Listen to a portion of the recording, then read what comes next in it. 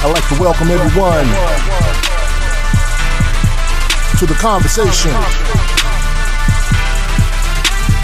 where we talk about everything Cowboys.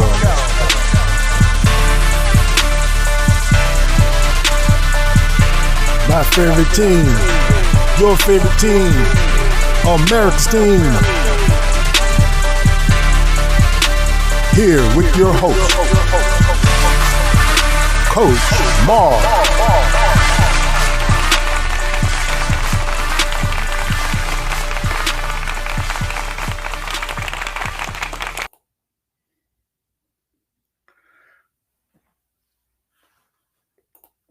What's going on, Cowboy Nation?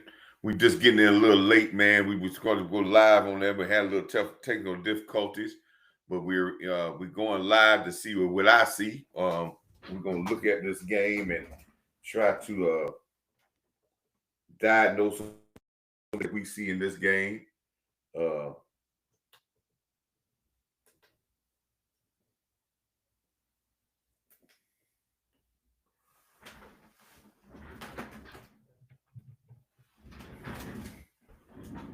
little bit better. We're going to try to diagnose. I wonder if anybody in the chat, tell me if you can hear me.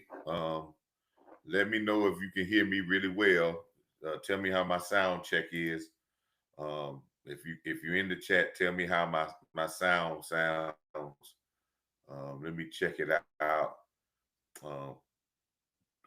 This technical stuff, man, is not my bag.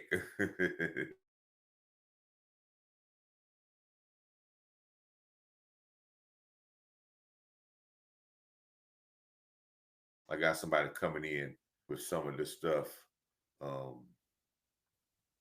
this weekend to help me with some of this stuff and help me with maybe setting me another computer that I can run stuff off of, so I don't have this problem with having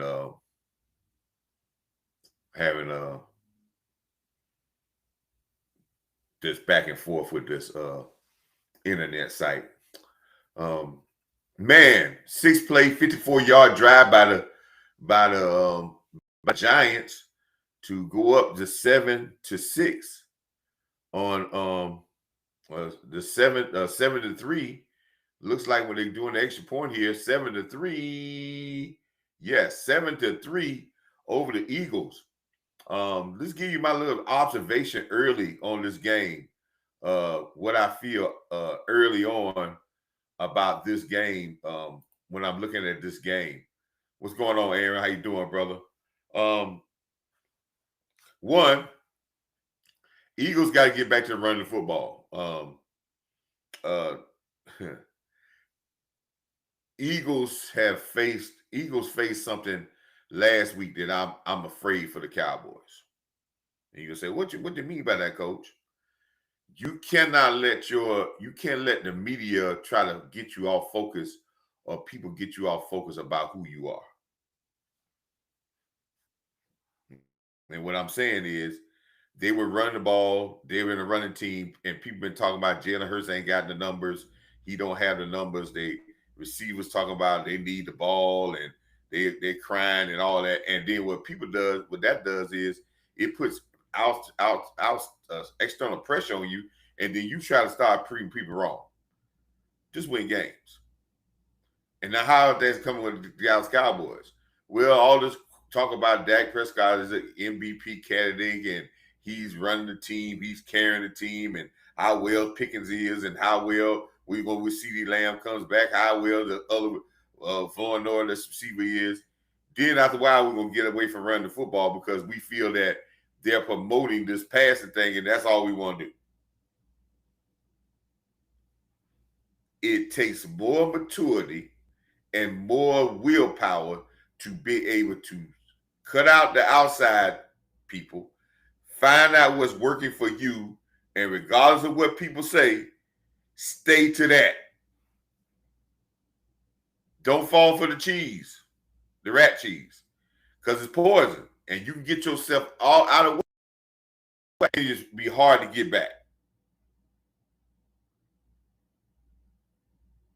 This reminds me, if we go on a winning streak, This reminds me of the 6-game winning streak we went on about 3 years ago, when we were running the ball for almost 200 yards a game.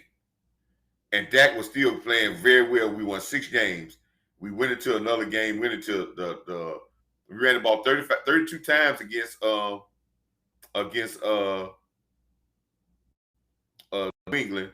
Dak threw for a record amount of yards because he threw the ball mostly in the fourth quarter and overtime.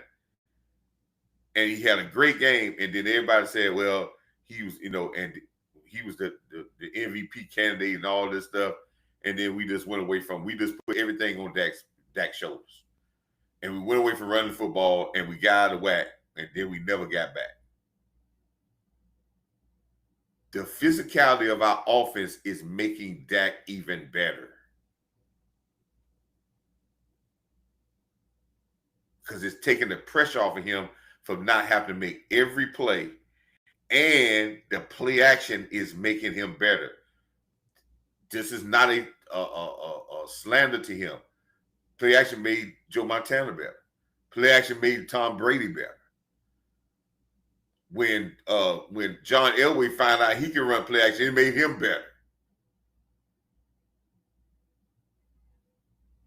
But the rat cheese is, we're going to make it seem like it's all Dak and how good he is, and we're just going to put the whole thing on him, and we're going to say, give him another receiver, and going to say, forget the running game.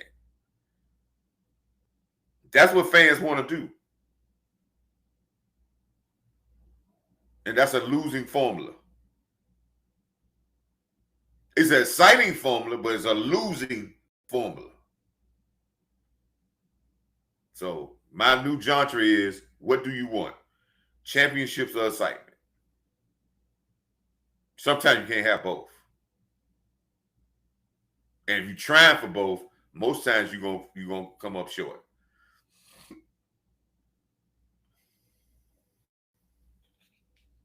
The Giants always give Philadelphia a lot of problems.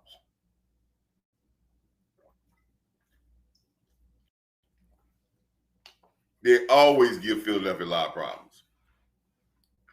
It's an NFC East rivalry game, and they always give Philadelphia problems. And usually a team that sees you as much as the Giants see them, that gives them a lot of problems. And the Giants defense is okay. Giants pass rushers seem like it's a lot better. Let me tell you something about Philadelphia. And I'm going to say something that a lot of people don't understand about Philadelphia. And just check it out. Go look it up. Philadelphia actual pass blocking is not that good. That ain't been that good for a while. Now, I know people talking about they got the best offensive line because of their run problems, but they are not a very good pass blocking team. I'm going to give you another team that's not a very good pass blocking team. The San Francisco 49ers are not a very good pass blocking team.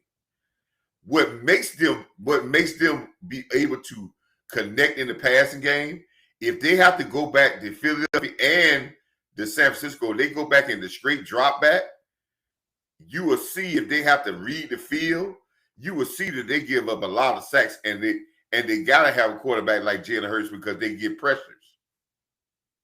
Where they excel is they don't have to run passes. They don't run a lot of straight drop back passes, and everything that they do is off a play action concept. So it is hard to rush the quarterback when you're doing a hard play action pass block. Say that again. It is hard to get sacks off play action passes. Why? Because there is no quick set. The linemen are not setting. They're actually moving forward, and they're giving that one or two steps forward into the player, which stops the defensive player feet. I keep saying that because once you stop his feet, he has to start back over, and if the ball's out in 2 to 3 seconds, 4 seconds, is out. That's why play action pass is important to your offense. Straight drop back pass, you allow people to do games and get up the field and rush. But when you play play action passes, it slows the rush down. And Philly and the Giant and the 49ers, they run just about everything off play. So when they go straight drop back, you get pressure on them. They're not a real good pass blocking team. They've got a quarterback that can get out of a lot of sacks. But check their stats out when he gets hit a lot, if they have to go in. So if you take their run away and you make them straight drop back pass, you can get pressure on them. Great job by the middle linebacker. I want y'all to see something. I don't know if Corey's got his own show going on, but somebody was talking on Twitter today when it was talking about, I think Corey Media was talking about, our linebackers are better than they were in the previous years. And that if Donald comes along and gets back to the old Donald, it'll make our linebackers pop. And I've been saying that since off season. That's why I did my video back a long time ago about getting Jalen Ramsey at safety here, because I felt we needed a playmaker at safety, and we needed somebody to make those linebackers pop. It's 14-3. It's 14-3, people. Now this don't get too crazy. It's 14-3, but that doesn't. It's early in the first quarter. A lot of stuff can happen. But two things Philadelphia has a problem with, and they may make a move. Now, if you talking about somebody might make a move to get one of the pass rushers out there, probably the guy from Cincinnati, it may be Philadelphia has no pass rush.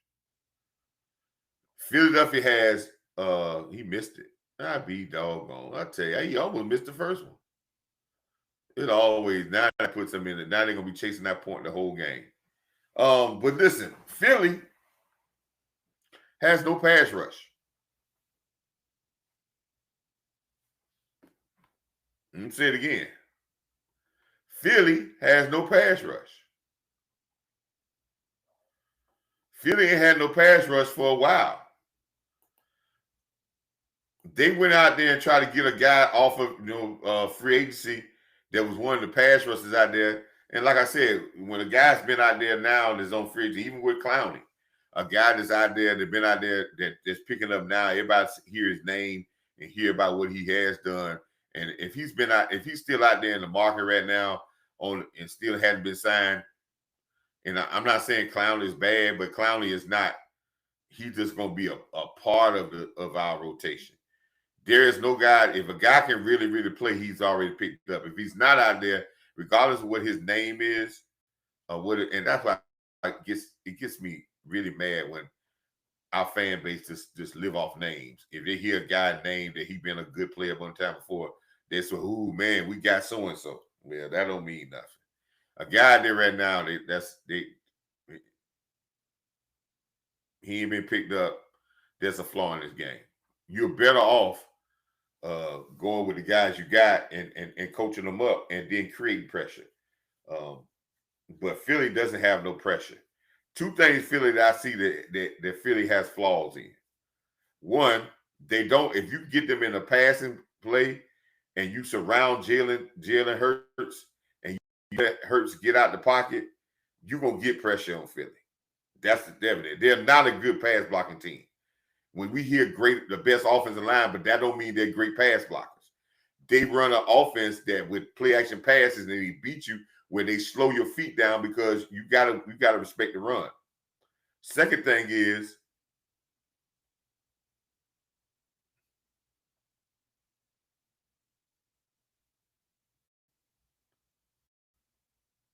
yeah, man. I've been trying to get with a Corey, man. Me and him did a show one time before, man. But I'm trying to get in contact. I don't know.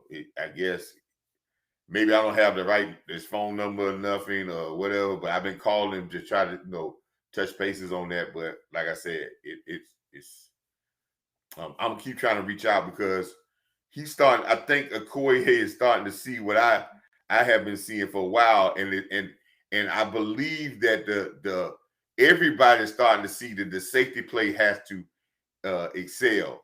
I think nobody talked about safety but except for me. I saw it last year, and nobody now people starting to see that the safety play has to get better for us to be a better football team. And it got a little bit better last week. Donald showed some flash, but Donald may be out this week.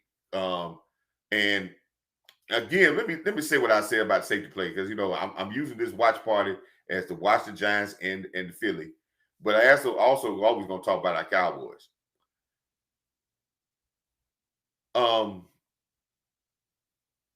Two things with our safeties. One, we need to be bigger at safety. Our safeties are small, not big safeties. We need some more size at safety. I like to have a bigger safety. We need to be bigger at safety. Two, we need to be more athletic at safety. Three, we need to be more athletic, aggressive safety. I'm talking about a hitter.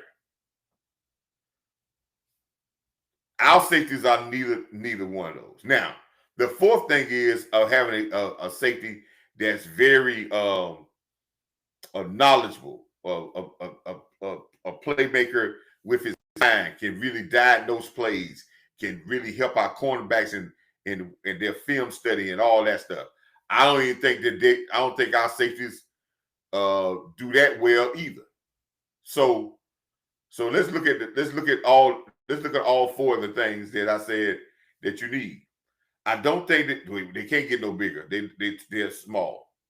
They ain't gonna get no bigger. They ain't gonna get no faster. Both of them are very slow, and they're slower than what they were before. They're not athletic because of time. I think Donald and Malik Hooker, with all the knick-knack injuries they have had, is taking away their athletic ability and it's taking away their speed. And now you see them get hurt every time they tackle somebody. They're coming up lane. It may have passed them by. You don't have to be 35, 40 years old for it to pass you by. I would like to see this team go to younger guys for the rest of the season.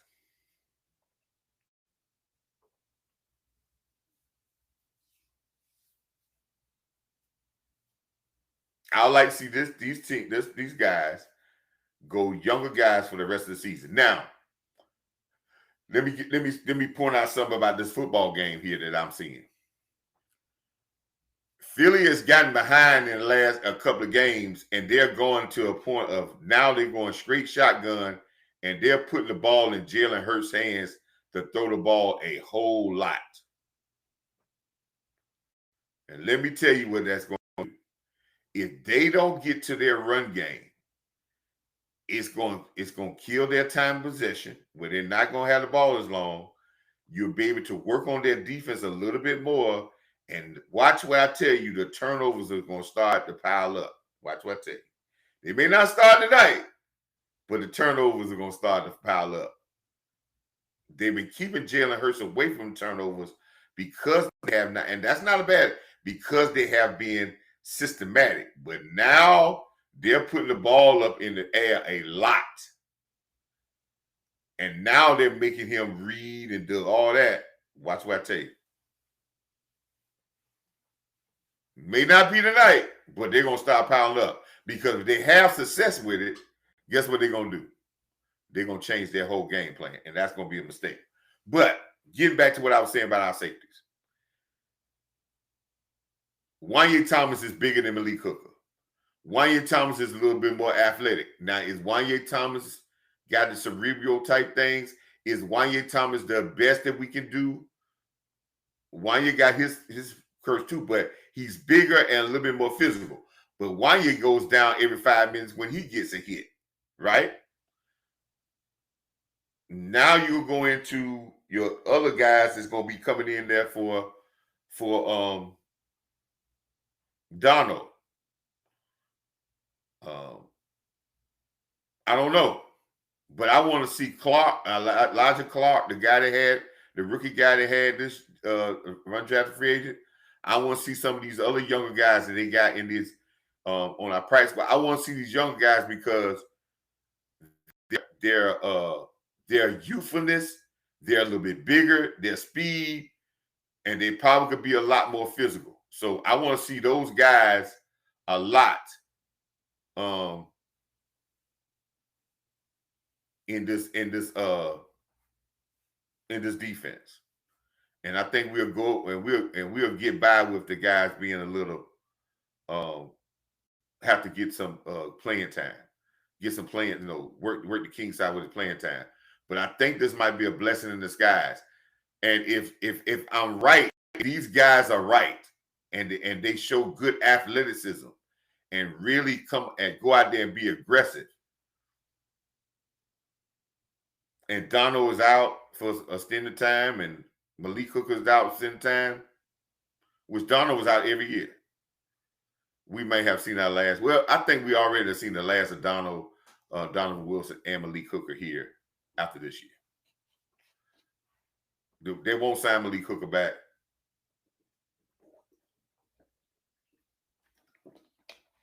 And Donovan Wilson's got an out clause after this year. I think their days are numbered.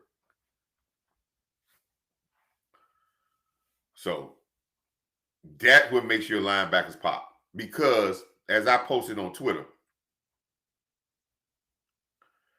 linebackers where our linebackers are forcing the action by filling holes, the safeties will clean that up, and they'll clean up aggressive. Where our safeties come up and do run support and press things, they'll make things flow back to the linebackers for the linebackers to kill it. They work hand in hand, especially in the run game, and in the passing game, in the middle of the field, they can work wonders together. But you need good safeties. And our safeties, our two guys, Donovan Wilson and Malik Hooker, were nicked up. They were nicked up in training camp. And we weren't even hitting it hard. So that's just a sign of their age. And that's a sign that they were just trying to get by. And I think we should have went young then. We should have went totally young with our safeties and we'd have been all right. But see, everybody looking for that name.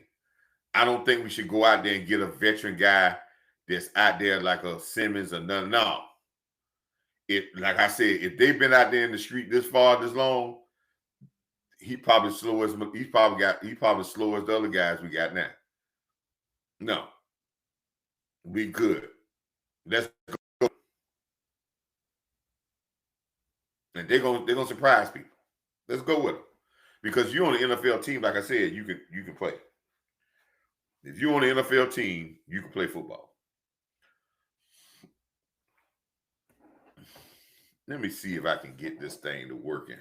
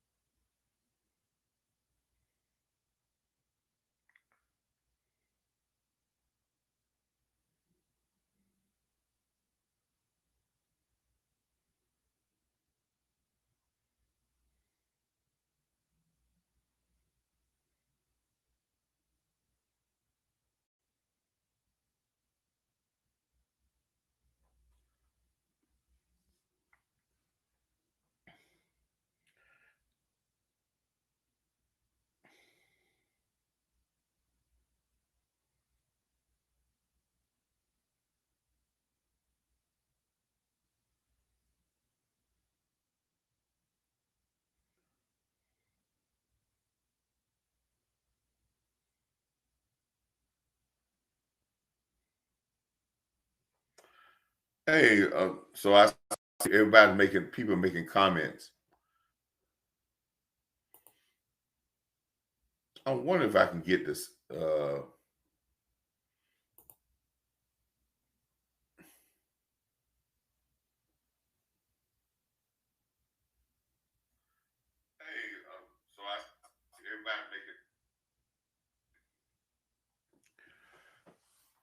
Yeah, that's good for New York. Yeah, that's good for New York. And yes, the receivers are frustrated by lack of looks, but this is still trust the run game and get them their looks off the run game. You know what I'm saying? That's how you gonna get them their looks. But just going back and being a straight drop back passing team, that's not Philly, and that's not Jalen Hurts. And you're gonna he may do well like that for a short period of time, but once you get out of that rhythm, offense is a rhythm, and you start to find your rhythm of what you do well, and you may alleviate it from a little bit, but you always get back that rhythm, and it's what makes you flow. Now you get into something that does it's like fool's gold. It does well for a short period of time, but when it's not you, eventually it's gonna hurt you more than it's gonna help you, and it's gonna be hard to get back to your flow. I'm just saying, and that's what I'm talking about with the Cowboys. What made when I look at the Cowboys, people talking about what made them have a number one offense.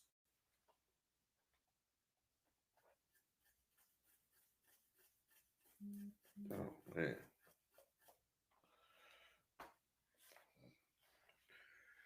Cowboys got one of the number one offenses in the league. So what made them a number one offense? Because it just ain't Dak Prescott. Their offensive line, they got one of the most efficient run games in the league, which it could be more efficient. That was made them a number one offense. That's what made the game easier for Dak. See, what's going to happen is we're going to have people say when CeeDee Lamb come back and Pickens had what he done, and then another receiver did what they're going to want to say, okay, now give Pickens the same amount of catches and give CeeDee Lamb those big catches, and let's get out of our rhythm. And that's going to be the losing mentality of our fan base. The ones that said just throw that. When I was at the game, at the Cowboy game, I was enjoying the run game we had against Green Bay because it kept Michael Parsons them at bay, and it gave Dak time to throw the other balls because of the play action. But our fan base in the stand was like, man, forget that. Put that joint up in the air.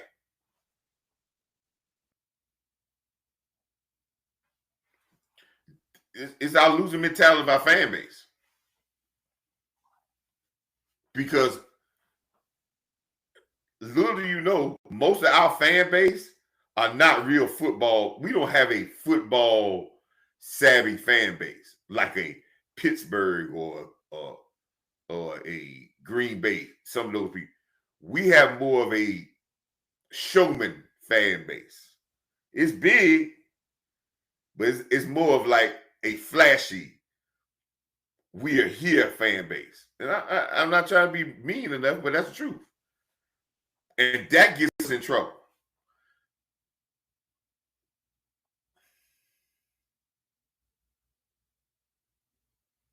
Yeah, and I'm trusting Shotty knows how to do that.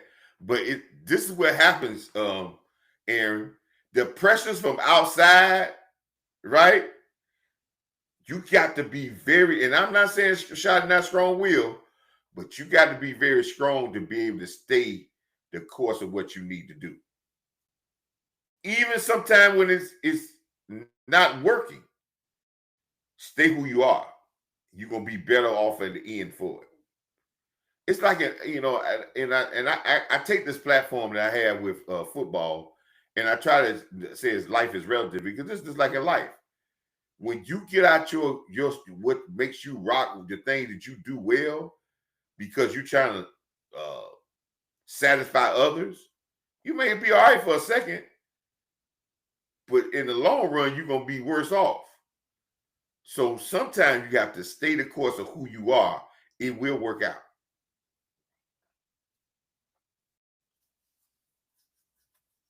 And that's the same thing with Giants.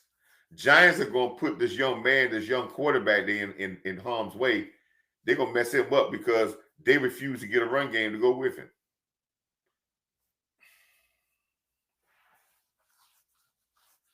because they're trying to appease their fans, their fan base. They don't want to have a running attack because they think their fans thought that was boring.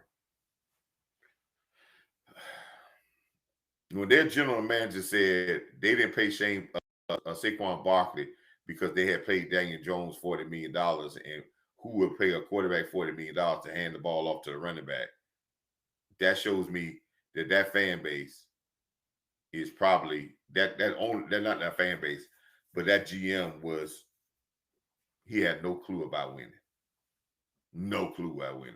He don't understand that Barkley would have made Daniel Jones even better.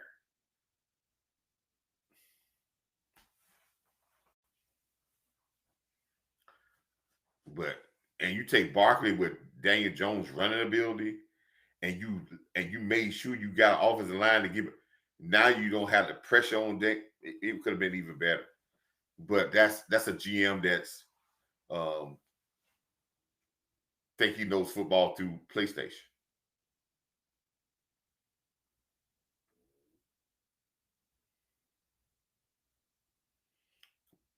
Another thing about the Eagles, it's a legal motion that the Eagles do every play. Your guard cannot be moving when the ball snaps. So every time he stings over and tap the guy, watch this. Every time he taps the guy, he's moving always. He doesn't get back set before they snap the ball. And that's a legal motion. And they allow them to get away with this all the time. Watch the right guard. When he taps the guy, he still moves. He don't never get back set. Watch.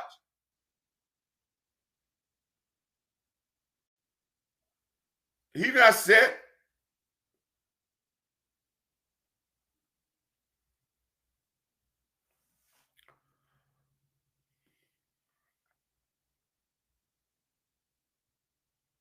Yeah, they want excitement, man. Our fan base want excitement. They don't want wins. They don't want championships. They want excitement. If they win 10 nothing or 14-13, and it's a grind out game, they'll be like, oh man, we can put more points on the board. Yeah, that's what they want. And then at the end of the year, they cry about why we don't win championships. But then they'll cry about them being simplistic at the end of the year. But as soon as the year before the year starts, they go right back to being the same thing again about being flamboyant.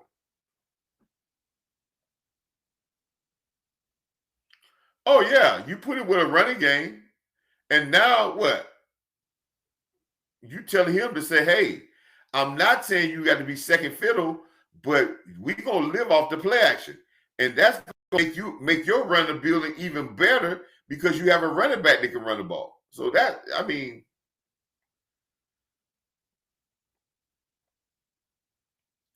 this is a product for destruction for the Eagles. If the Eagles get to a point that they could become a passing team, we got a chance to win this division. I'm just letting you know. I'm just telling you, we got a very good chance of winning this division.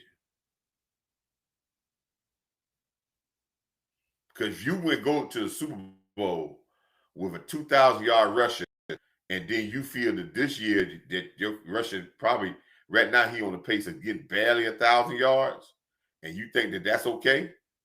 All right, let's see. Let's see how it goes. And your wide receivers have a prone to be injured. So if you get locked into the pass, and let's say a Brown, because you was able to deal with Brown and Devontae,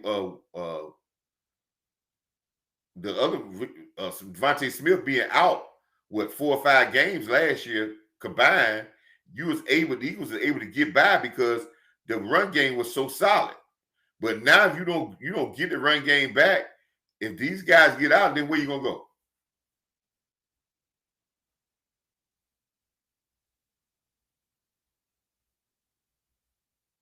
And they're every possession they passing the ball now.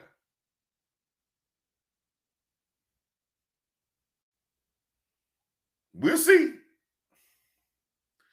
We'll see how it goes.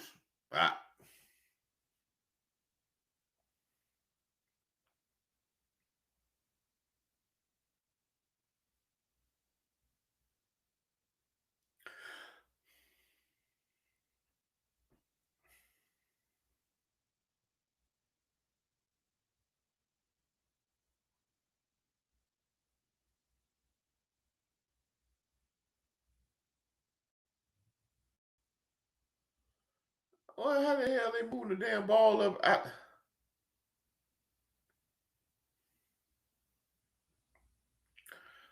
Like I said, man, if you're new to the channel, please share this. If you're a veteran of this channel, please share. If you share it, so we can try to get. We trying to get to.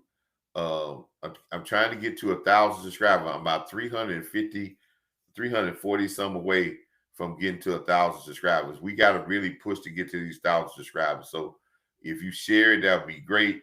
If you want to cash app because you're enjoying the show, the cash app is in right up under Coach Marv. Um, so that's gonna help to uplift the channel, help me try to get some better equipment. Second thing is, if you want to, the super chat button is in the chat. Please, or you can send a super sticker with as support the channel. Uh, that all that's greatly appreciated to keep the channel going. I hope we're gonna talk about some other stuff on this live stream, but it just like Philadelphia is going to be in the next play probably is a quarterback run, quarterback draw because they just spread you out, just do that. But yeah, he going around the end, but they have gone to strictly the ball, man. It seems like Philly can no longer run the ball. We ran the ball better against the Giants than the Philly ran the ball. They're going to a point now. They're going to a point where they're going strictly pass happy, and I knew that was going to happen eventually because if you look at their head coach, their head coach really don't want to run the ball. He wants to throw the ball. Don't get fooled by what he's been doing the last couple of years because he was. It took him a while when he was with. They gonna go for the field goal. Oh shucks, they going for it, and they didn't make it. Nope, they didn't make it. They didn't make it. They didn't make it.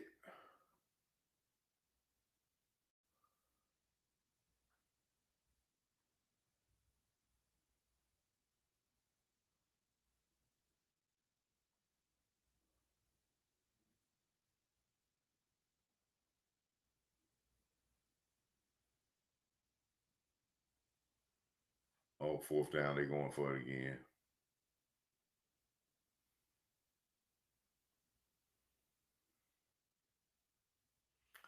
Unless they're gonna get cute down here.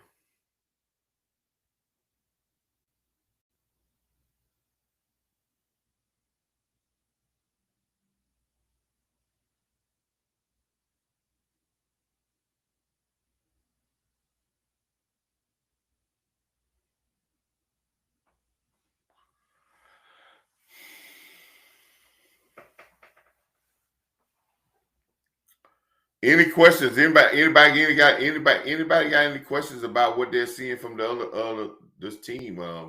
What they think? Uh, it's a very this season had really this season gonna start up after this week. This is when the season starts up. We really start seeing some teams that got good records gonna start seeing their flaws now too, and we start to see a little bit of Philly flaws. I don't think he made it, people. I don't think he made it. They turned him sideways. Ah, that's a bad spot. That's a bad spot.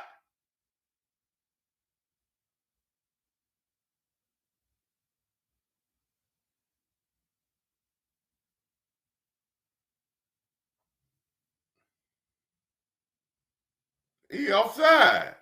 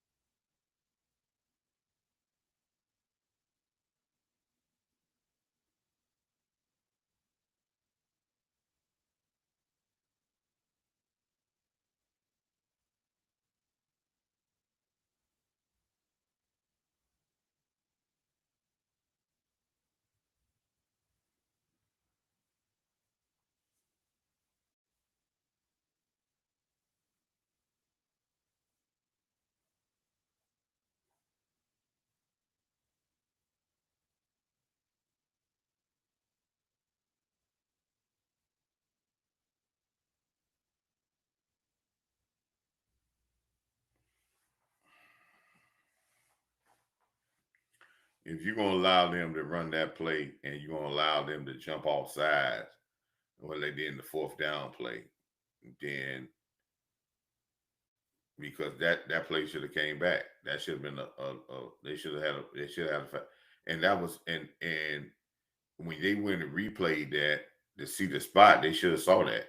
I mean, they did they changed the call for and but I know that's not in the rules, but we need to have that in the rules. If they change the call on the spot, they call from upstairs to say in that drive before that the spot was different and they changed the spot. When they watched the replay and they seen the guy jump off sides, they should have said that's a legal procedure by your right guard. If you see a blatant penalty of that nature on the replay, why you don't stop the game and say, hey, y'all missed the legal procedure and let's take it back 5 yards. You could go ahead and tell them what the spot was wrong and gave them a first down. You couldn't tell them that if the spot was wrong and you said we're going on what official says, that's okay, and you could change that. Why you couldn't change the fourth down play when you see the guy jump off sides? When the right guard moved before the ball was snapped.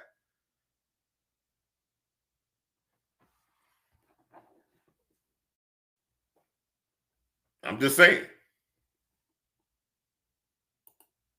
They called down from the top to tell them the spot was wrong on one of the plays. Now on this, you see a legal procedure, but you say nothing.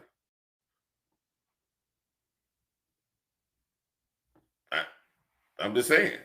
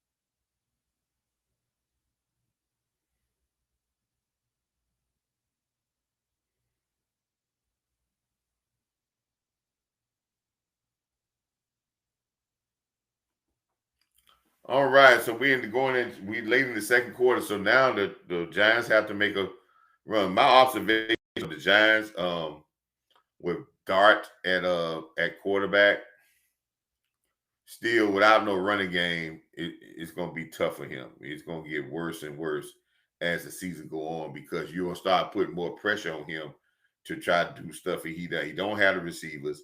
His offensive line is not that great, and you don't have anything else to depend on. And it's probably going to get worse for him as the season goes on. The Eagles, I'm not very impressed by the Eagles. I think when they were controlling the line of scrimmage and Barkley was getting 100 yards a game, it made that offense very hard to stop. I think now this offense is going to be a little bit better, easier to stop. I don't know if the Giants will be able to do it, but if this is the product of throwing the ball all the time and putting him in back there, him throwing Jalen Hurts throwing the football, we're gonna see. But I guarantee you the turnovers gonna start coming back.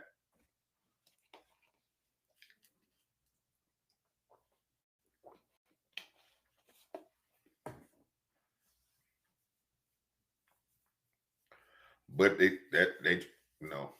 no offense that he's been in where they had even college or whatever, or high school, whatever, where his legs was not a big part, or they had a good running game and they allow him to throw. I'm not saying he get but when he has to go back and just throw it, I don't know how that's gonna work. Scalaboo had some run lanes there if he had his eyes open, but he was just running one way.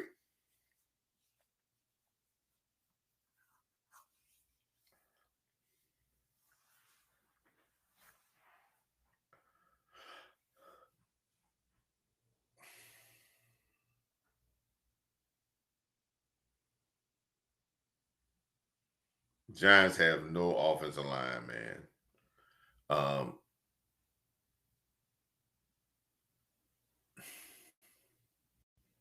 Giants have been drafting.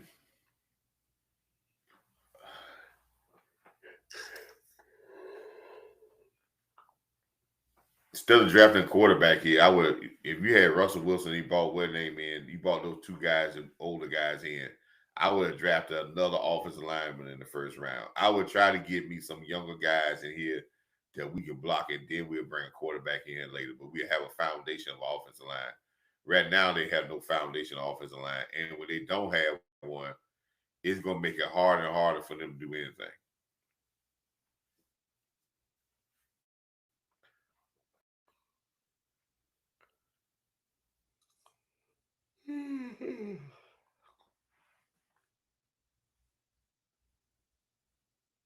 That was a good pass by the young man. I like the young man got some moxie to him now.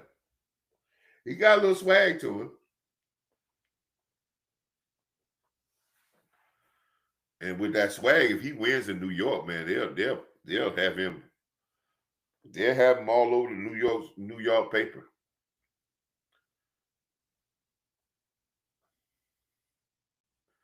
They'll have I ain't gonna say Eli was a good quarterback. He was okay.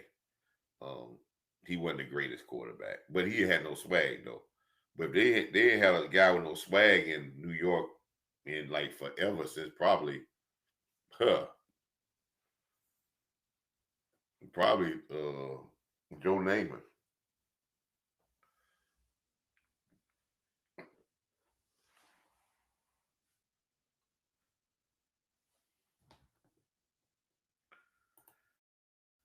What's the next comment I hear?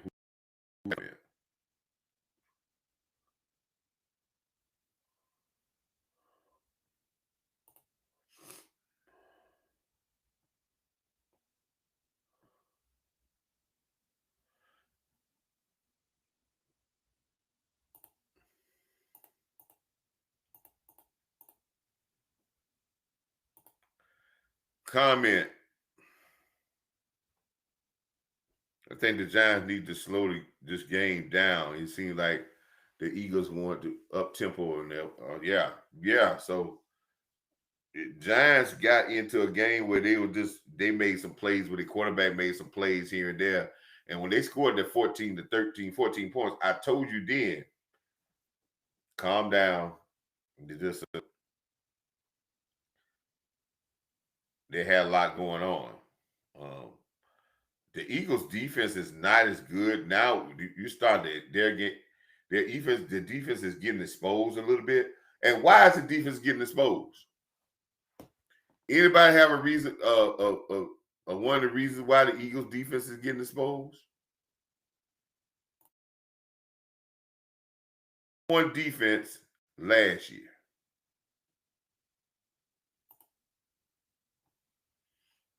It was a number one defense last year. Why is it getting exposed now?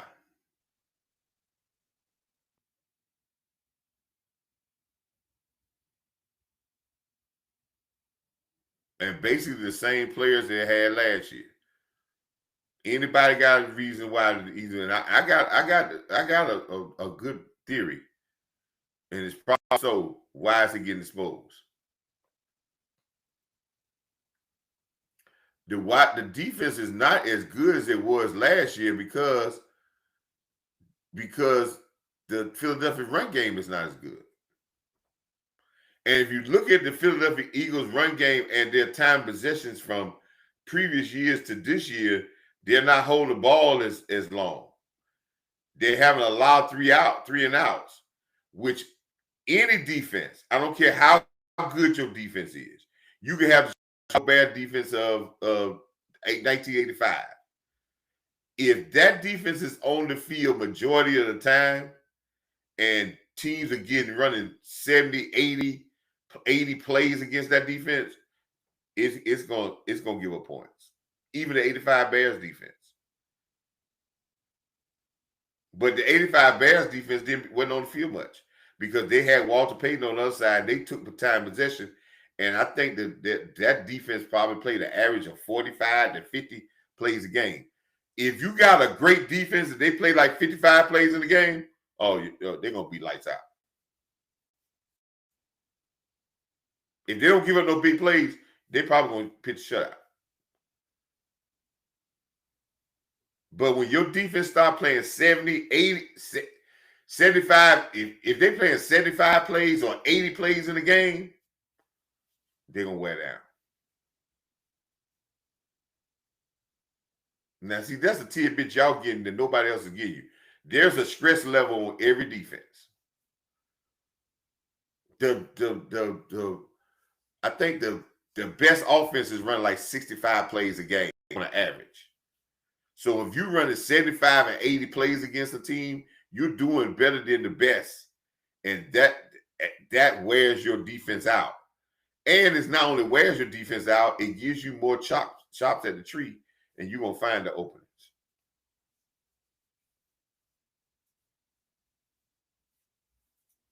So with the Philadelphia run game not being as good, they're not holding the ball as much now. Now you're stressing their defense a little bit more. You're giving people more chance to attack it, and they're showing you they're not as deep as they were. They're not. And that is going to pay, it's going to hurt them in the long run. Early on in the season, you want your defense to play less plays. And you want your offense to play more plays. Anybody knows why I said that? Early on in the season, you want to play more offensive plays and less plays defensively. Anybody understand why would a coach want that? Or when you build a team, why would you want that scenario? Because that scenario, when you do that scenario, what you're doing is giving your offense more time to get in rhythm in these plays to be able to get in the rhythm. So the more plays you run it early on in the season, the better your rhythm your offense gonna get. Second thing, defense is a reactionary thing. It takes more stamina and more stuff out of you to have for your defense to play a lot of plays.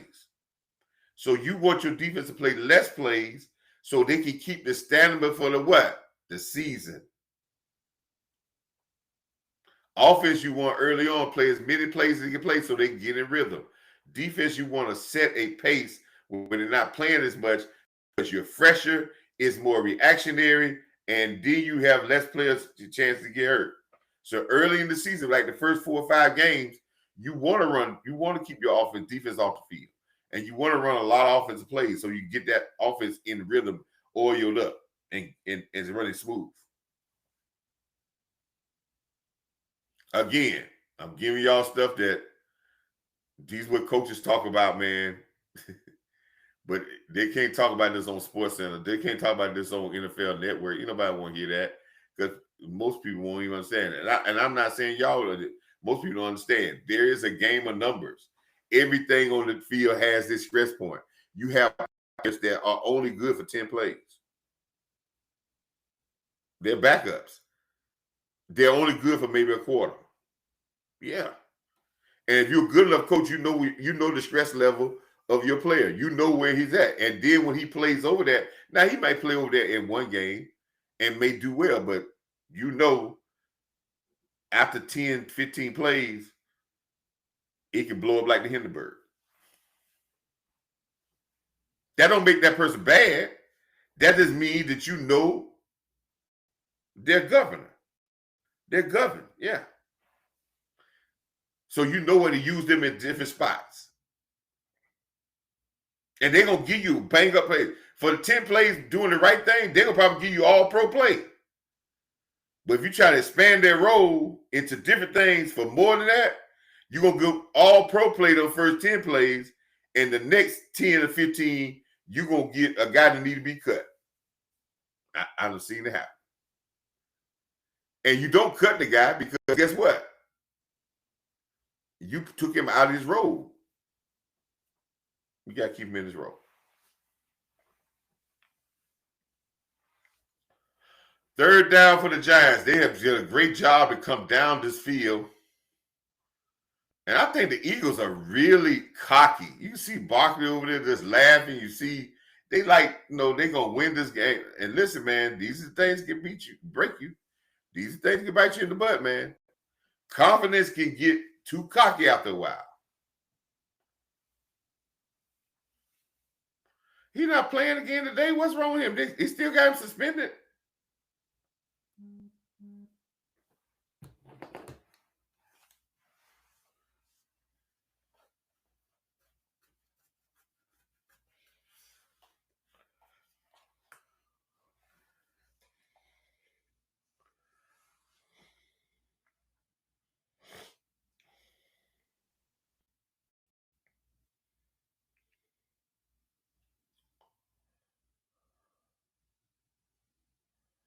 Third down and 1. Eagles playing a run defense. Pass defense.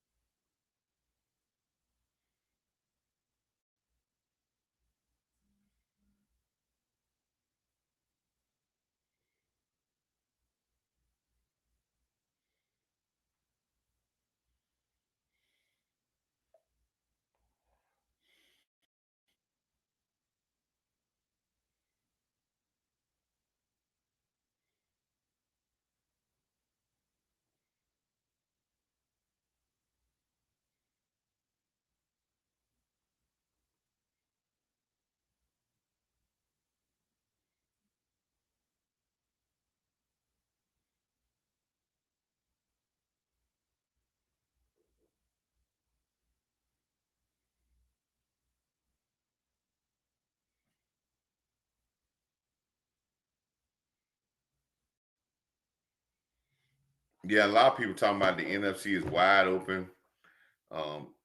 Everybody's wide open, man. Again, man, y'all, I need to just write a book of everything I've said on just coming true in the season. I told you the NFL is you learn some things with the first 5 games, the first quarter of the season, and then sometimes you don't learn nothing in the first 5 games of the season. It's a total different thing with the lack of preseason games and the lack of a lot of physical play. The first quarter of the season, you're gonna have some fool's gold. You're gonna have some teams that's gonna win, and if you look at what they're supposed to be doing, they're not doing enough to win, and that's Philly. But they doing what they can. They winning games. But if they look at where the offense rank and the defense rank, you would say, well, how are they 3 or 4-0? You're gonna have some teams that's playing bad, that's not as bad as what you think they are. And then you got some guys in the middle with your first 5 games is you're feeling out. And now after the first 5 games, then you start to find out who you are as a football team. You don't like to go into the week 5 and you having a problem running the football, because you probably gonna have that problem all year long. So that's why I say this game that the Cowboys are playing, that's week 6. That's the 6th game. But what I'm saying with the Cowboys, the first 5 weeks was showing, and they started to play better in the last couple of weeks of that 5 weeks. Now we're looking to see if we can build some consistency. I did a film about consistency. Your coach kept saying that in his press conferences a couple of weeks ago. Consistency. He said something early on in the season where he said, we try to teach our guys how to practice. So he's trying to teach them how to prepare. He maybe got on Blue because Blue didn't prepare well. So he may have gotten on D's and they didn't start D's because he didn't prepare well.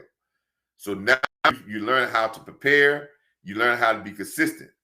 Now we have to stay to the physical component to our game, and our defense has to build some confidence.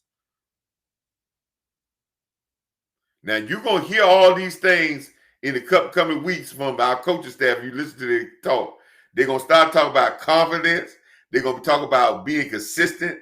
They're going to talk about identity. Watch what I tell you now. I'm giving it to you first. So when they do go across it, I want you to make sure you go on these other people's shows and say, hey, Coach said all that before.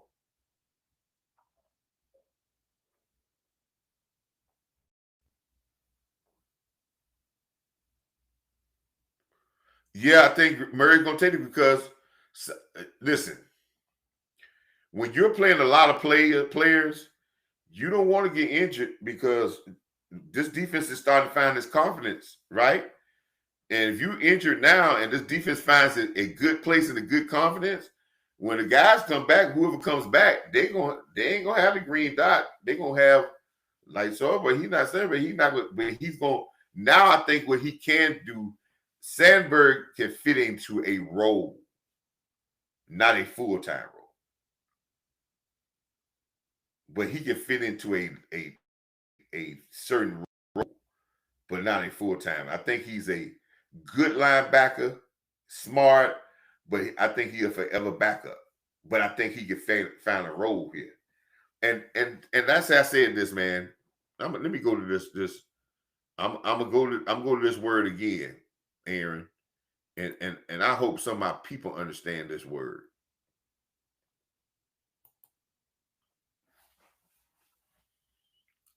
This is what it's gonna take for this team, our Cowboy team, to be successful. There's going to be certain roles. Sandberg might come back, but he may have a role just of one down, two down guy here and there, just for a specific role. And that's sacrifice. There's going to be people that have to sacrifice some of the stuff that they want for the better purpose of the team, for the greater good of everybody.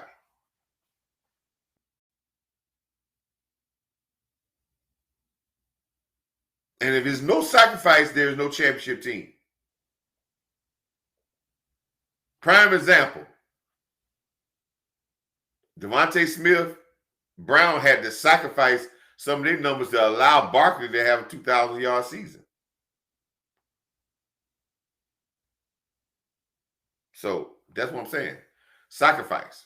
You got to have that sacrifice. Now, I just don't, if I'm an Eagle fan, I just don't like Jalen Hurts throwing the ball a lot. Now, the turnovers are going to start coming. I don't know when. May not be this game.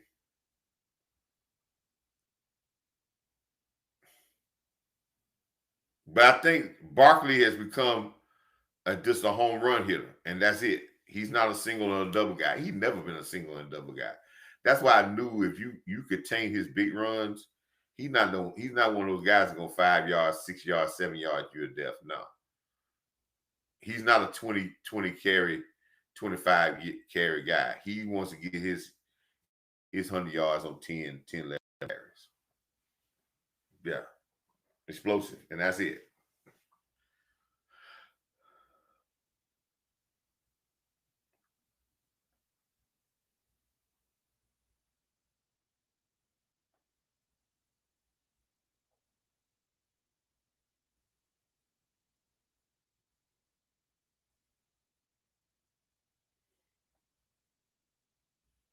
I would blitz him, man. Blitz, you come with 5, send your linebacker, man. Come get him. Don't let him stand there.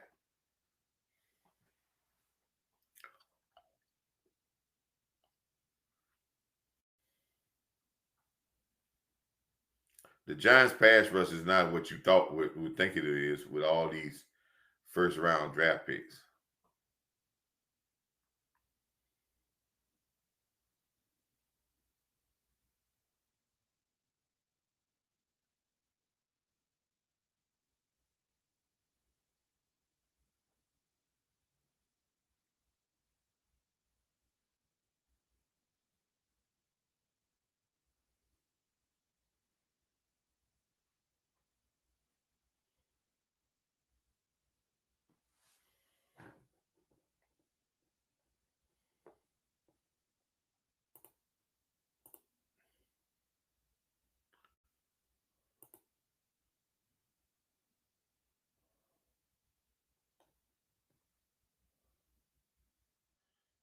Thank you.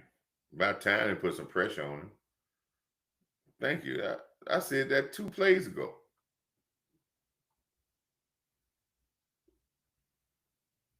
See, he's a running quarterback, so he's gonna look. If he don't set his feet, he ain't gonna get nothing down the field. If Hurts is moving, you could take away the defense. He's not gonna throw the ball deep. He's gonna throw the ball when he got his feet set to throw it deep. But when he's moving, now you just look for the short pass. So if you blitz him, you get him moving, then you're gonna get away from the long deep pass.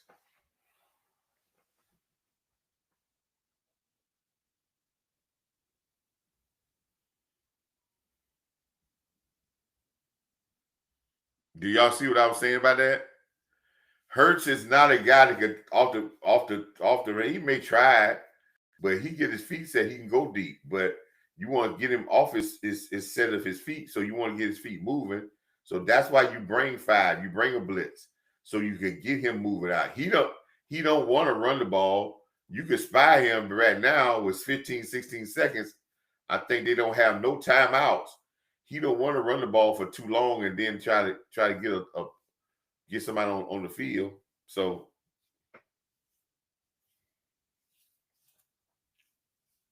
if you blitz and keep him in the pocket and make him have to go back and then go back and go out the pocket. Anytime you make a quarterback retreat and go back and then come out the pocket, that kills anything they want to do down the field. Yep, they brought in 5. Now he moves. See, now he's running up the field. Now he's going to get down. They got to set the ball. That's it.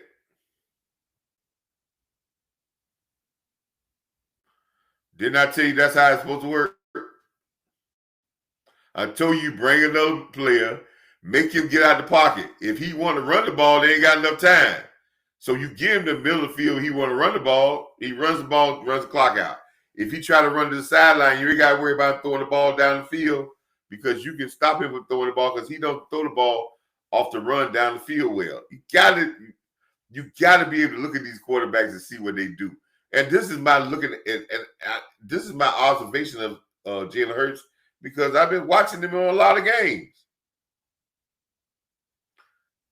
I don't see how these guys get paid millions of dollars. They see it, but sometimes we just don't do what we see.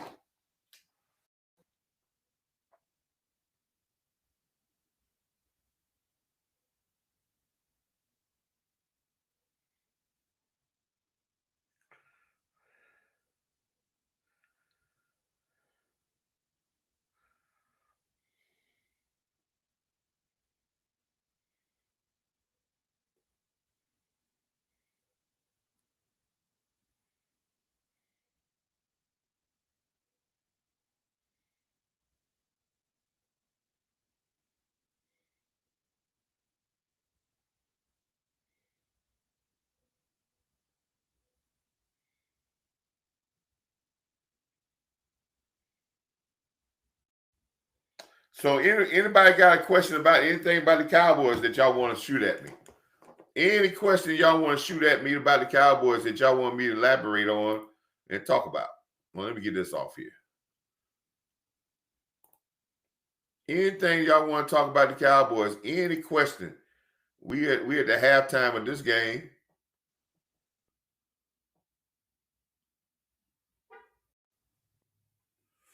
Oh, you were why the Giants called timeout the play before that? Before he ran the quarterback thing? I thought that was the Eagles timeout. But that might have been the Giants timeout because they want to make sure their defense was set and they were smart about what they were going to do because that last 15 seconds were very crucial of knowing where you wanted the ball to go and how you wanted to defend this. You didn't want to be sloppy on this because you could have gave up a field goal, an easy completion out on the boundaries. What they said was make them work. If they want to do internal routes, let them go ahead. Just don't give him nothing early and get him off his spot. So that was okay.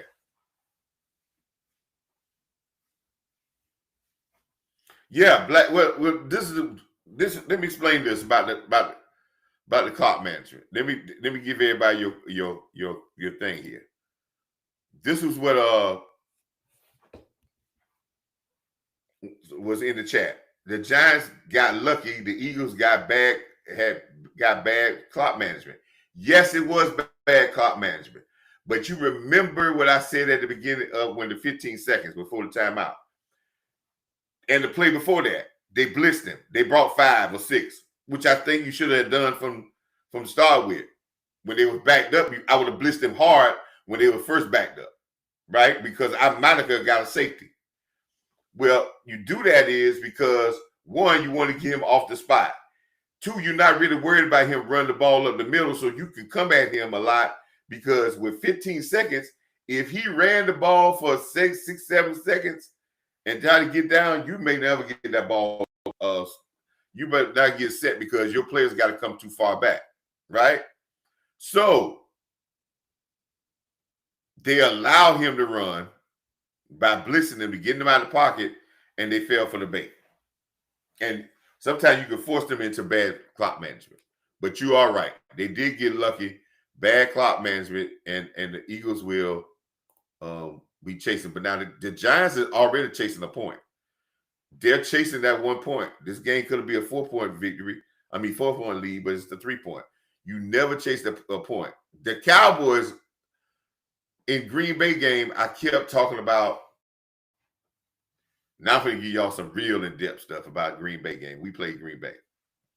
Me and my friend was up there, and I said, those 3 points, when they went up 13 to, I think 13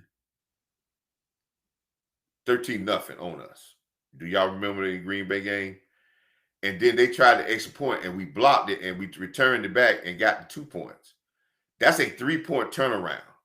That's 1 point that they're supposed to have gotten, and we got 2 points. That's a 3-point turnaround. I told me and my friend was in the thing. He was a Green Bay fan. I said, y'all going to be chasing that 3 points the whole game. And that 3 points is what got that game to be a tie.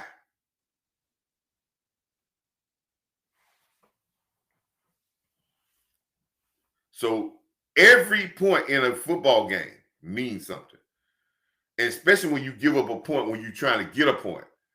That 1 point that they were supposed to get an extra point on, which they were supposed to get that, we block it, return it, that we get 2 points. That's a 3-point turnaround. -1 for them, 2 for us. They were chasing that 3 points the rest of the game.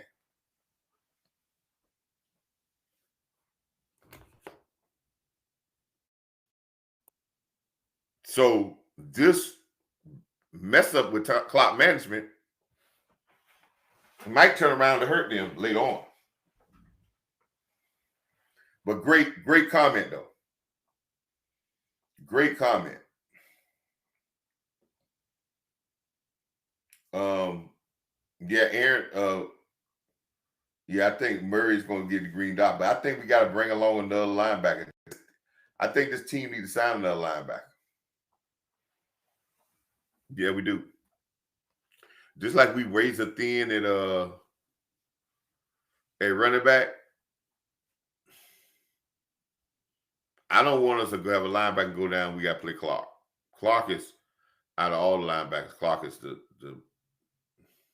I love Clark coming out of LSU, but when he found out about his neck being injured, he's no longer the player he was at LSU. He's no longer that dog, that aggressive dog no more. And once you get out of that, there's no coming back.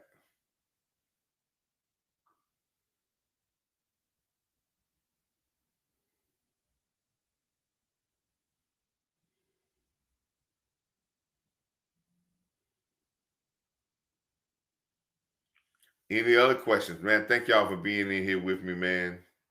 I know y'all could have been how many people in here, y'all could have been a lot of other places, but being in here with me is greatly appreciated.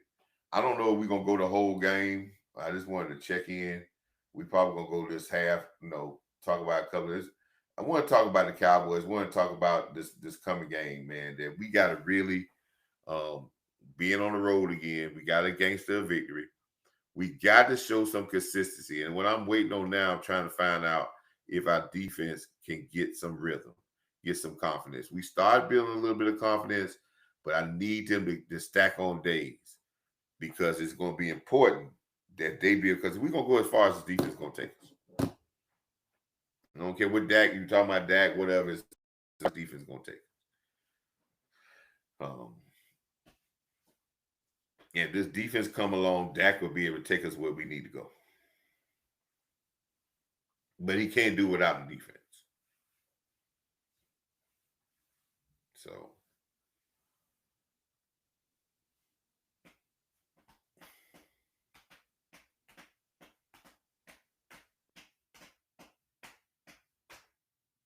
can y'all ask Aaron or anybody else out there? My man, I can't pronounce it. That's Simcoe Cuddy.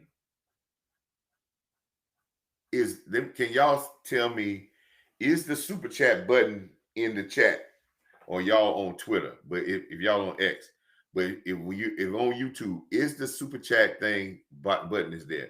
If it is, can somebody just do a $1 super chat to see if it comes on the screen?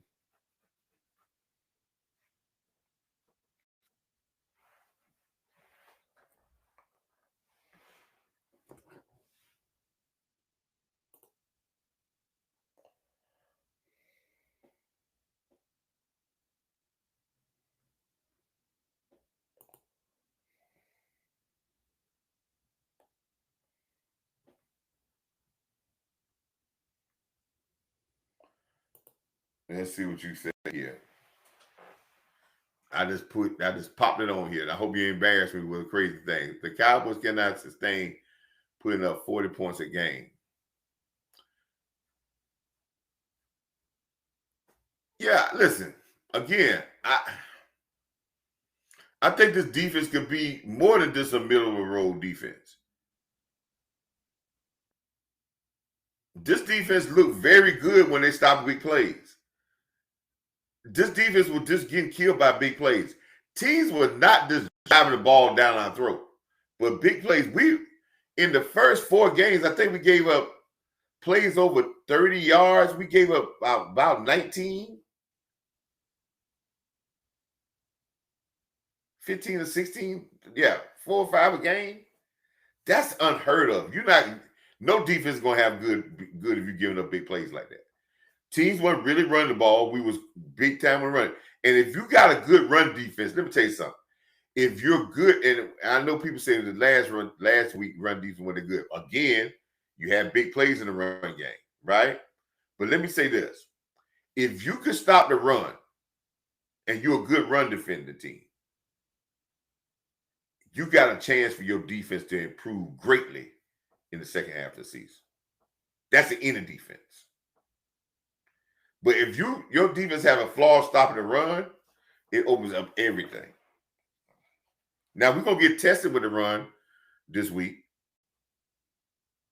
But we just stopped giving up big plays. And y'all remember what I said big plays come up with. What characteristics teams have that give up big plays? There's 3 characteristics a team has that defense has if it gives up a lot of big plays. It's one of those 3. Sometimes it's a combination of the 3. 1, they're undisciplined in alignment and assignment. The defense is undisciplined on how they line up or the assignments they have when they line up. They're undisciplined in alignment and assignment. That's the first thing that they have or could have if they're giving a lot of big plays. The second thing is it's a physicality. Physicality is not good, or the effort ain't good. So they let teams break a lot of tackles. That would happen in Green Bay because they kept throwing the ball behind the line of scrimmage. We act like we want to tackle the guy. So it's either alignment, messed up, discipline alignment, or discipline assignment, or they're not physical enough, or they may not have enough effort. And the third thing is we just ain't got enough athletes. And most of the time I'm talking on the back end. And if we can improve that, which I think we improve athleticism, we get tighter with the alignment assignment, the younger players will bring a lot of effort. And we'll cut down on these big plays.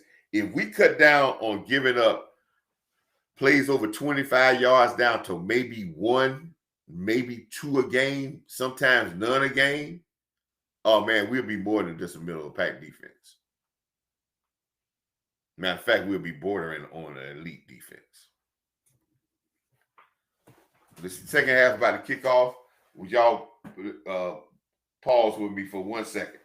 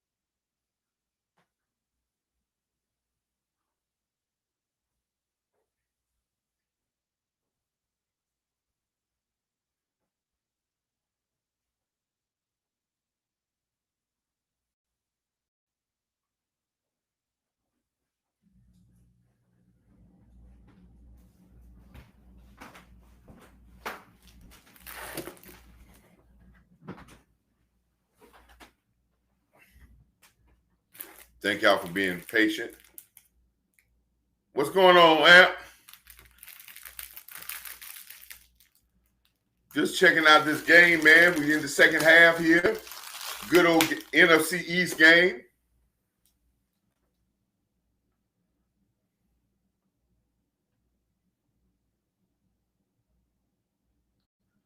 Good play by.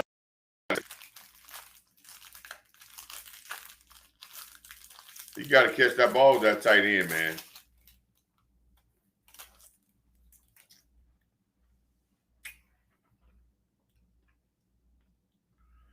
Good pass. That wasn't no good defense. That was just a bad play.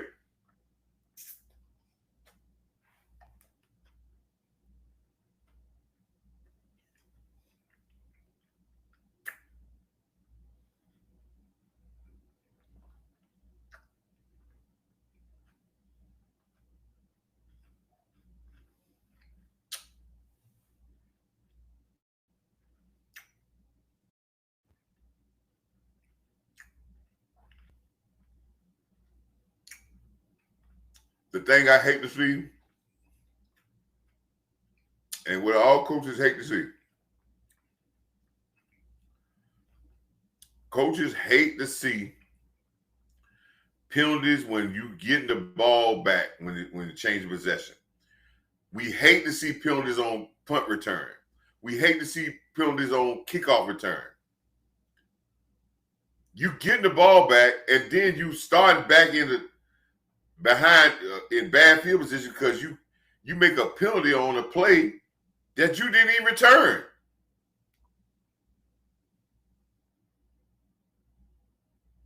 That's a bad penalty.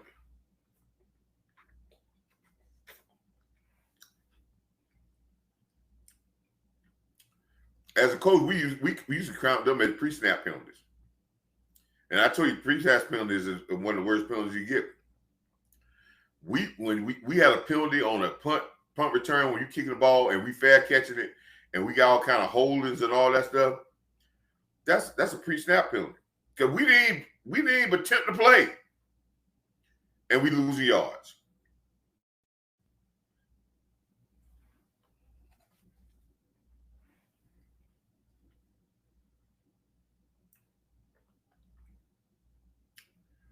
And as a coach, you can understand that.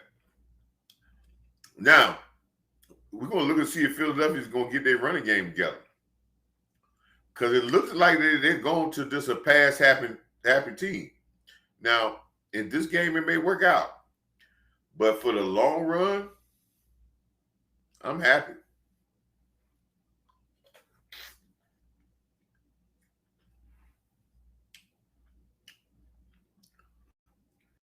Because them extra plays that their defense is going to have to run because they're not running the ball, you're going to start to see a little bit of a problem with their defense. And I'm talking about the Eagles.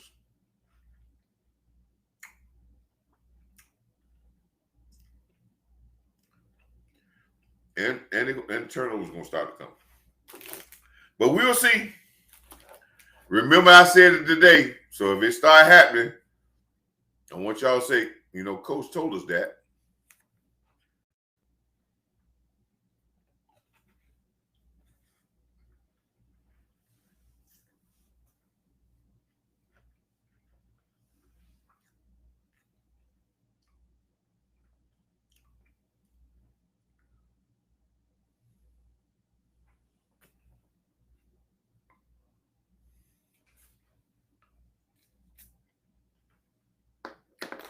All right, let's see.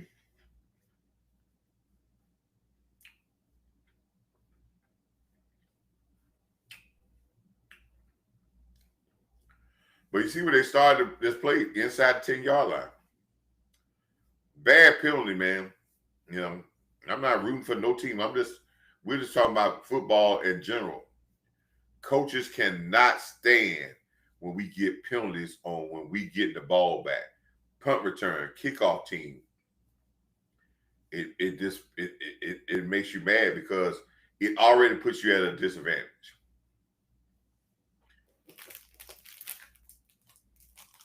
And you're like, why should I get a penalty?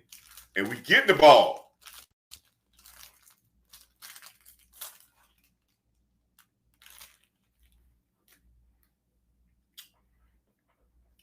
These popsicles are my weakness, man. I didn't drink no coffee before I started watching this live because I was trying to get the live together. So usually anytime I'm watching football and I'm doing this, I try to get some caffeine.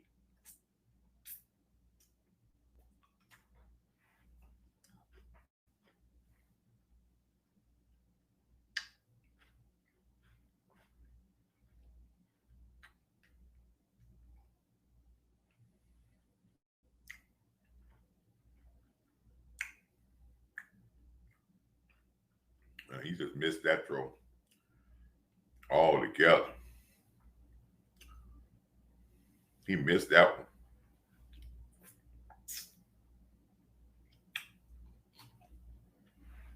He missed that by a mile.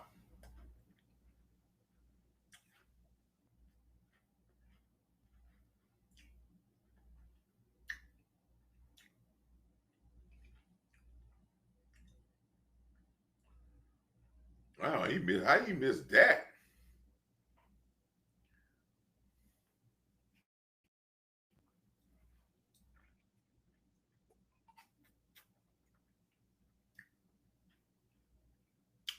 He could have threw that short. And it would have been a touchdown.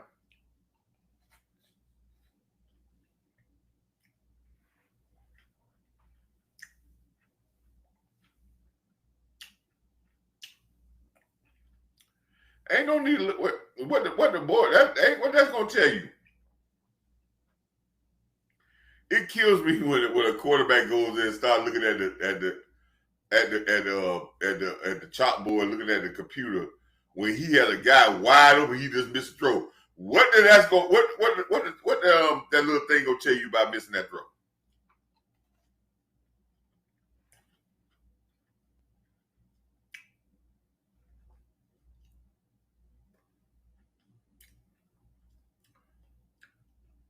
But see, one thing about football,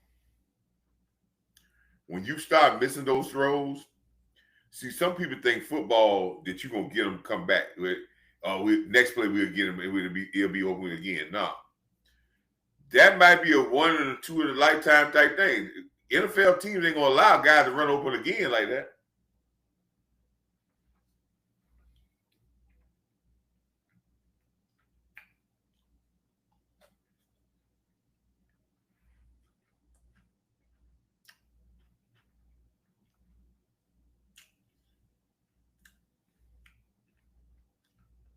And I mean, he really missed that.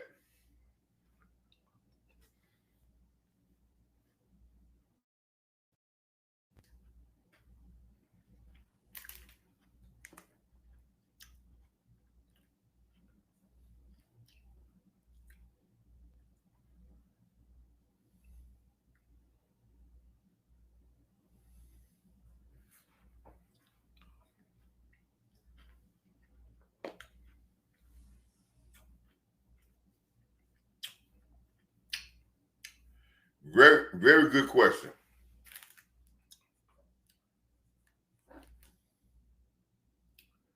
Let me put this up. Very good. I don't know how I'll get this.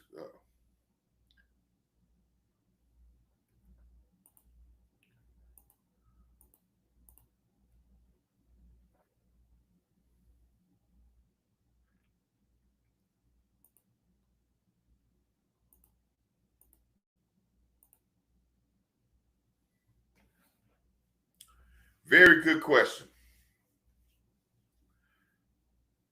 And I think the front office is thinking about this. I think they think highly of. I don't know if they think highly of Blue, but I believe they feel they can go out and get a running back out there.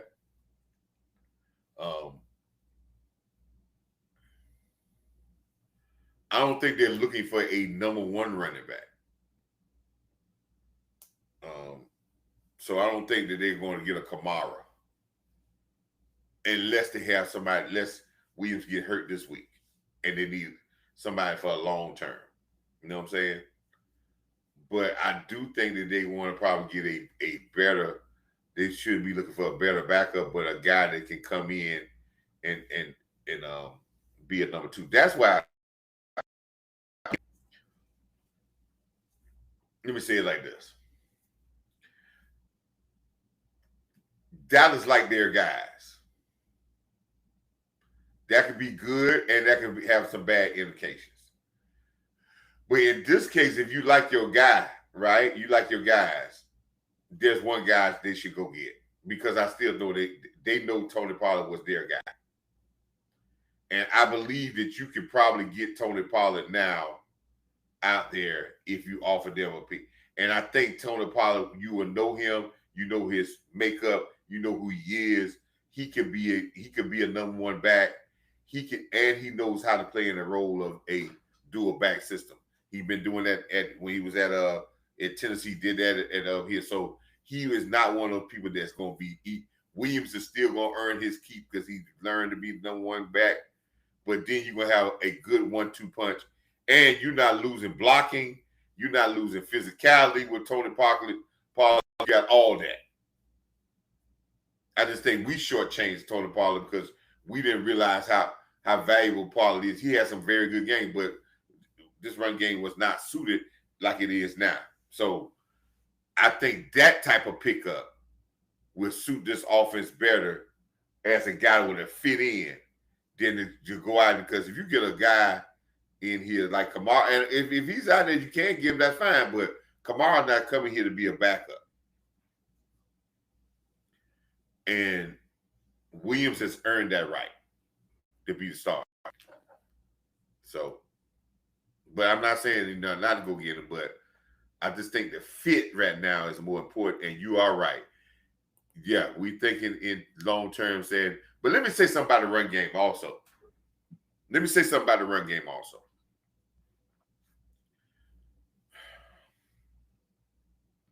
Put a great running back with it's 3 opponents in the run game. That makes it great. It's 3 components. 1, a very good running back. That's instinctive. A very good running back that knows how to run instinctive. 2, a very good offensive line, a good run blocking offensive line. And 3, a great scheme and a willingness and commitment by the organization and the team and the coordinator to make sure the run game works. And they're committed to it. You need all 3 of those things to work for the run game to be very elite. You can have a good running back and a so-so offensive line and a committed offensive coordinator, and you committed to run, and it's still going to look very good. That run game can be very, very good. You can have a good running back, a probably very good offensive line that can run block, but your offensive coordinator and your team is committed to the passing game. And your run game will suffer. I've seen it happen. You can have a good running scheme and committed offensive coordinator that really want to push the run game to be able to work. You can have an average running back and an average offensive lineman, and you still could be able to run the football. May not be no 200-300, but you still could be a good running football. It's about a mentality of how you got teams that got good running backs, but they're not really committed to run the game, so they're not very creative in their running attack. They just do one little hand up the middle type of run. They're not really creative to it. And you sign people to stop them because they're not creative. So what I'm saying to you is, if we're committed to making the run game work, if our running back is out, we still should be able to run the ball solid. Not maybe as good as we ran it with Williams, but we still should be able to run it solid. I'll give you a case in point.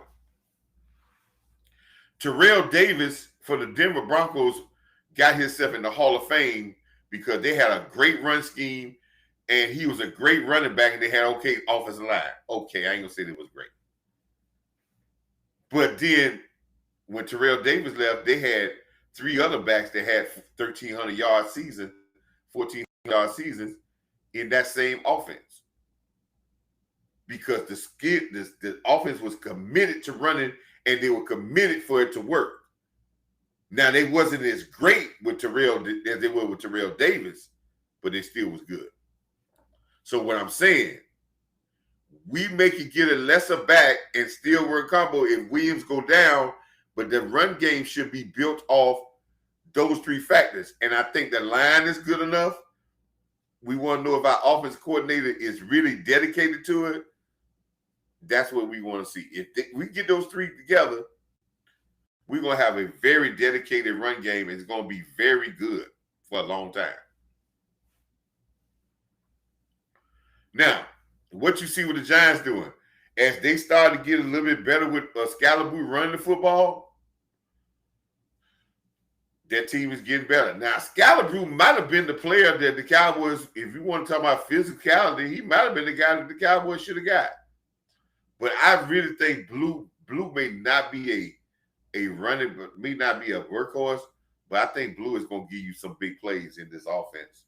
And you're not looking for him to be a workhorse. You're not looking for him to be a star. You're looking for him to give a contribution some type of way with a blick play here and there. That's what you're looking for rookies to do.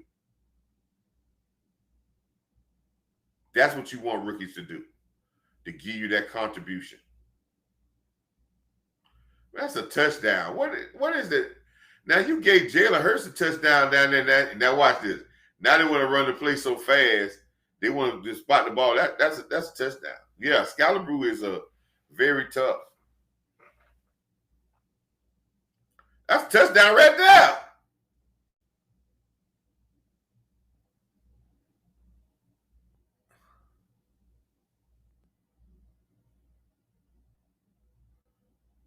Touchdown. He's strong.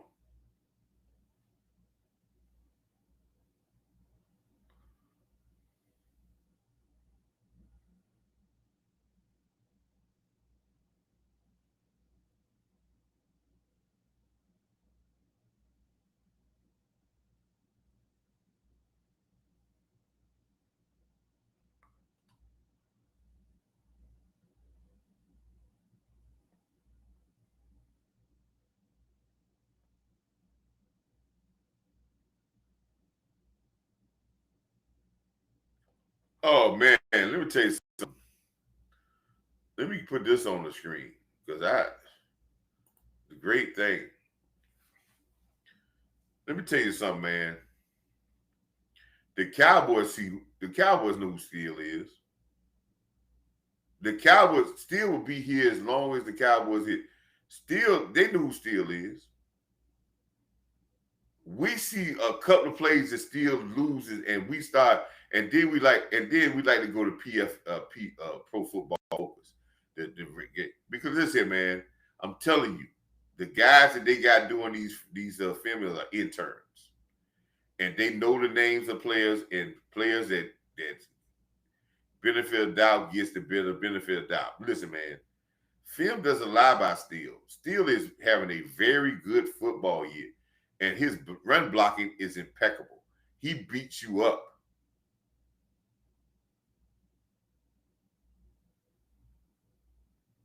But they know why they own Steele? Because Steele was an undrafted free agent. Some people want to say that they was right about Steele. And they'll nitpick him to death to say, but when the Cowboys done paid him, and they don't never talk nothing about him, they know who he is. This league know who he is. Let's still get out here and see what happens. I'll tell you that. Let's still get out and see what happens. He'll go someplace else and be an all-pro. He won't be here because we got the stigma on him talking about how much we looking to replace him. Replace a guy that's playing very good.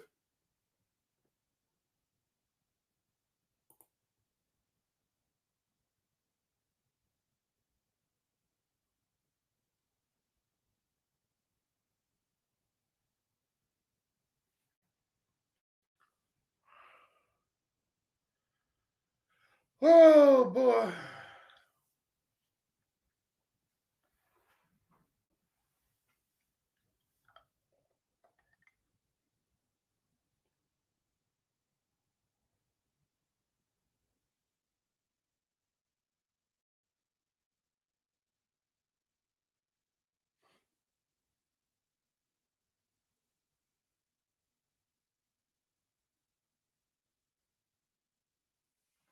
Pittsburgh got a weak schedule, man.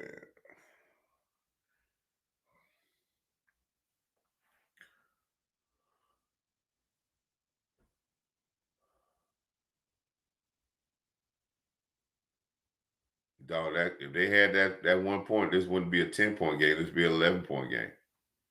Tell you, man, that point, man, gonna make you chase that point all game long.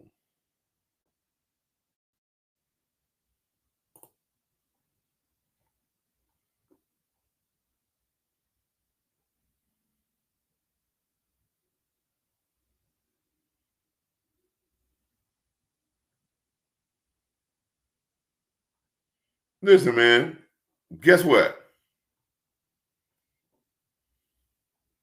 That's all linemen. And I'm not yelling at you on this. This thing about steel probably makes, that's all of them. That's all of them. If you watch Tyler Smith against Green Bay, it's more than just one or two. He had 5 or 6.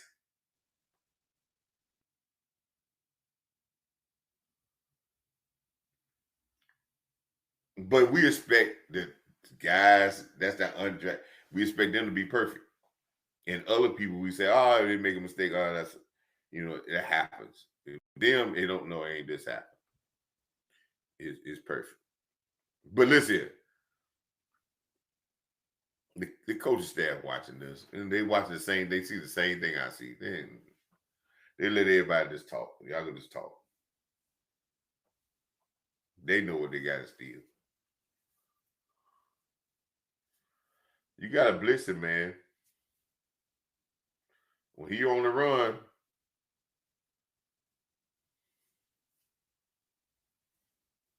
he did all that through a 5-yard pass. Like I said, when he's on the move, he's not gonna throw the ball down the field.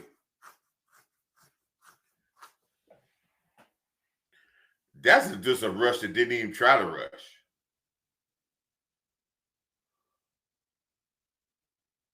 That ain't no catch. That ain't no catch.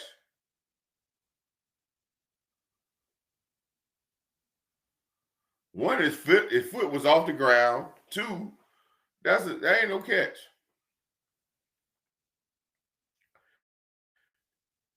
His one foot is down.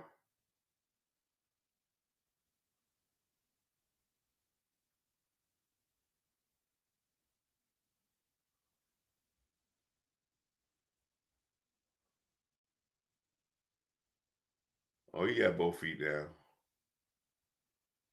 Oh no. No. Yeah. Man, and and I say that by still he come out this game and have a bad game. But everybody has bad games. I mean, the Cowboys know, man. That is what people say.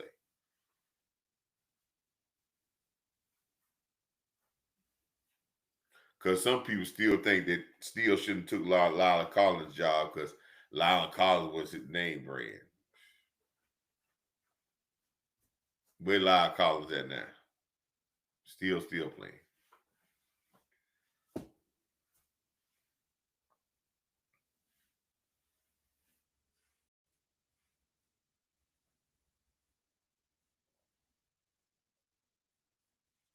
Second and 10.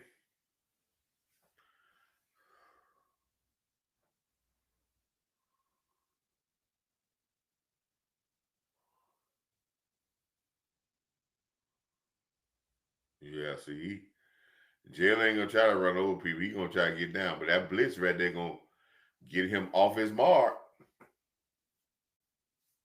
That's smart to blitz him. But it's gotta be controlled blitz.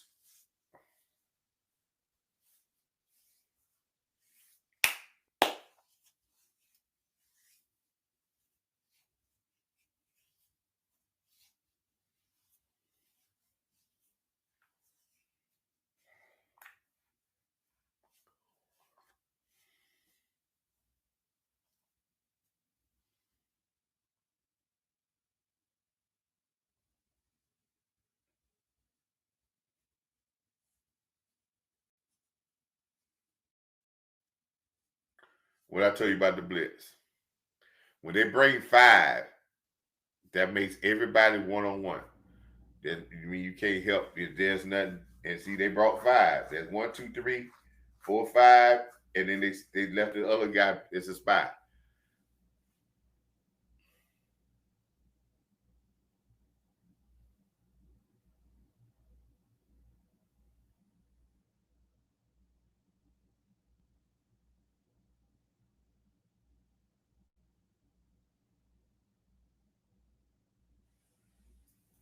Punt.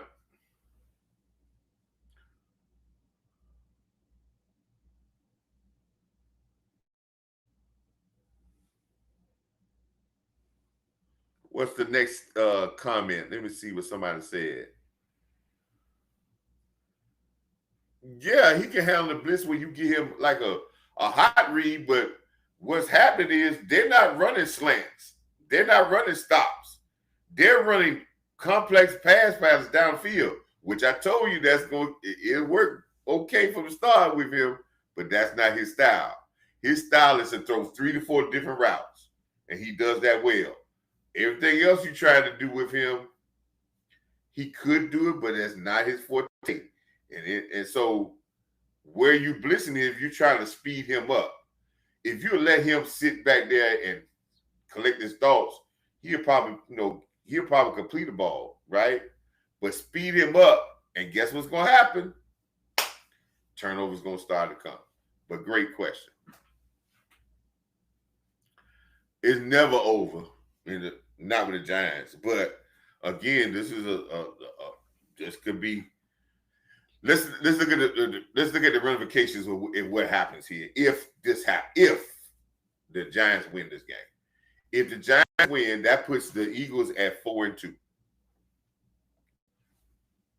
2 losses. The loss column is the most important thing. So that's 2 losses.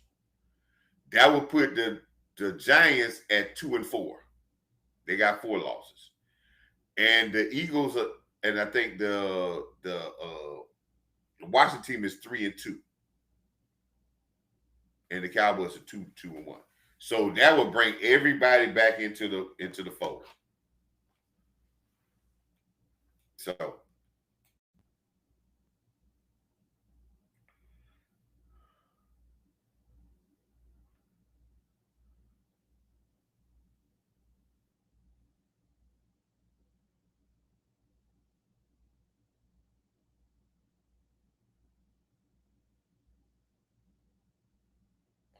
all right, the Dodgers have moved on. That's my team. The Dodgers. That's probably going to play Milwaukee in the finals. I mean the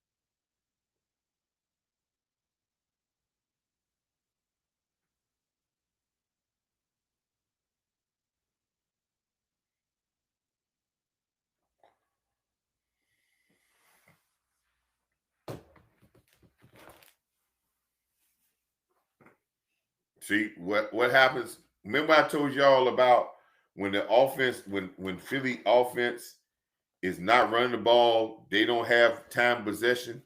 And remember I told you early on in this game, I said there's gonna be some things that's gonna hurt this defense. Why the defense is not ranked as high this year that it was last year is not bad. This defense is playing more plays because the Eagles are not running the ball as much. So this defense is getting exposed because you're getting more chance to attack them. And then what two things start happening. Remember what I said about defenses? Defenses need to play less plays in the beginning of the season so they can last. Offense need to play as many plays they can play in the beginning of the season to get in sync. Now when you see the Eagles starting to play more and more plays on defense, what you're starting to see? Guys getting hurt. This defense is a good defense, but it's not a defense that can say no defense can stand, but they're playing too many plays. They're not really deep at their defensive positions. And when they play these many plays, you get that many chops at the axe. I told you, chops at the wood, you're going to start breaking this defense down. That's why I said that's why the defense is ranking a little bit worse this year than before. And I said it comes because without the running game and them controlling the clock and controlling the tempo of the game, exposed to a lot more plays. And Fangio himself doesn't like this new offense that they're running. I guarantee you, he doesn't.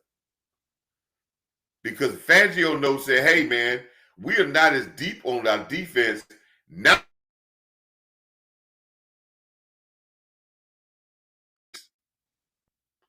get back to your running game and let us work off of that.